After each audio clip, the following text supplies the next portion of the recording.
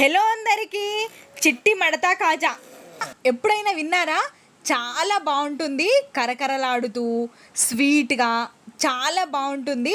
మడత కాజా పేరు విని ఉంటారు, కానీ చిట్టి మడత కాజా ఇది. దీనికి కావాల్సిన పదార్థాలు 3 కప్పుల మైదా పిండి, అలాగే ఇందులోకి 2 స్పూన్స్ ఆయిల్ని యాడ్ చేసి బాగా మిక్స్ చేసుకోవాలి. అందులోకి 1 కప్ వాటర్ని యాడ్ చేసి మనం మెత్తగా చేసుకోవాలి పిండిని. ఇంకా కావాలి అనుకుంటే వాటర్ని ఇంకాస్త వాటర్ వేసుకొని మనం కాస్తంత చపాతీకి ఎలా కలుపుకుంటామో అంత కన్సిస్టెన్సీ వస్తే చాలు.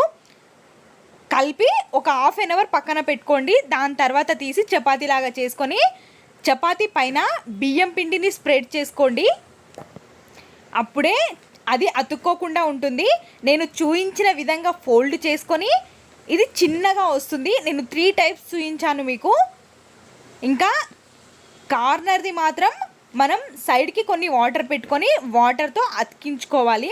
అప్పుడే బాగా అతుకుతుంది, పిండి విడిపోకుండా ఉంటుంది. మనం కార్నర్స్ని కట్ చేసి పక్కన పెట్టుకోవచ్చు. ఇంకా ఇది చిన్న చిన్న ముక్కలుగా కట్ చేసుకొని పక్కన పెట్టుకోవాలి. చేయడం చాలా ఈజీ, కానీ పిండి బాగా కలుపుకోవాలి. అప్పుడే మనకి చాలా బాగా వస్తాయి ఈ మడతా కాజాలు.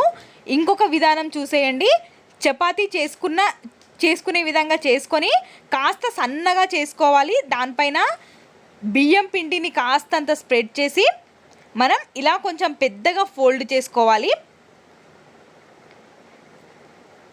అది మనకి వద్దు అనుకుంటే ఎడ్జ్ని కట్ చేసుకోవచ్చు. ఇంకా మళ్ళీ వాటర్ పెట్టుకొని అది అతికించుకోవాలి. కాస్తంత పెద్ద పెద్దగా కట్ చేసుకోవాలి. చాలా బాగుంటాయి, టేస్ట్ కరకరలాడుతూ స్వీట్గా బాగుంటుంది. ఇంకొక ప్రాసెస్ వచ్చేసి మనం సైడ్స్కి 4 సైడ్స్ కట్ చేసుకొని చేసుకోవచ్చు. బియ్యం పిండిని మాత్రం ఖచ్చితంగా మనం మీద వేసుకోవాలి, లేదంటే పిండి అతుక్కుపోతుంది. మనకి కావాలనుకున్న షేప్లో అవి రావు. కాబట్టి ఇలా వాటర్ని పెట్టి ఎడ్జ్ని అతికించుకొని మనకి కావాల్సిన షేప్లో కట్ చేసుకోవడమే. మనకి పెద్ద మడతా కాజాలు కావాలి అనుకుంటే ఇదే రకంగా చేసి కొంచెం చిన్న చిన్నగా ఫోల్డ్ చేసుకోవాలి. అయితే మనకి ఎక్కువగా వస్తాయి. కానీ చిట్టి మడతా కాజా కదా, ఇంకా అయిపోయింది. ఒక గిన్నె తీసుకొని అందులోనికి మనం ఏ బౌల్తో అయితే పిండి తీసుకున్నామో అదే బౌల్తో 2 కప్ షుగర్ని తీసుకొని 2 కప్ వాటర్ని యాడ్ చేసుకోవాలి. అందులోకి ఒక 4-5 యాలకులని కొంచెం క్రష్ చేసుకొని వేసుకోవాలి. ఇంకొక గిన్నెలోకి ఆయిల్ని పెట్టుకొని ఆయిల్ వేడయ్యాక మనం చేసుకున్న మడతా కాజల్ని వేసేసుకొని ఫ్రై చేసుకోవాలి. ఇంకొక సైడ్ పాకంకి పెట్టిన ఆ పాకం మరుగుతూ ఉంటుంది. అది మరుగుతున్నప్పుడే మనం బాగా మరగాలి. అప్పుడే మనకి ఇవి కొన్ని డేస్ నిల్వ ఉంటాయి. మనం పచ్చి దాంట్లో వేస్తే ఉడికించినట్టు అయిపోతుంది. మనం ఫ్రై చేసుకున్న మడతా కాజాల్ని మరుగుతున్న పాకంలోకి వేసేయాలి. మనం చేస్తూనే ఉండాలి, పాకంలో వేస్తూ కాసేపు ఉంచి తీసేయాలి. మనకి పాకం మాత్రం బాగా ఉడకాలి. అప్పుడే మనకి మడతా కాజా అనేది చాలా బాగా వస్తుంది.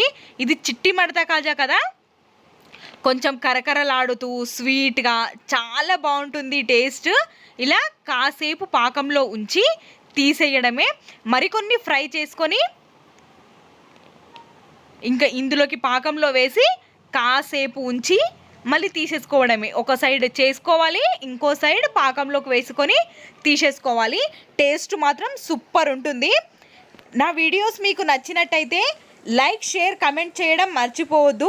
అలాగే సబ్స్క్రైబ్ చేసుకోండి ప్లీజ్. సబ్స్క్రైబ్ చేసుకొని వాళ్ళే ఎక్కువగా చూస్తున్నారు నా ఛానల్ని. Thanks for watching.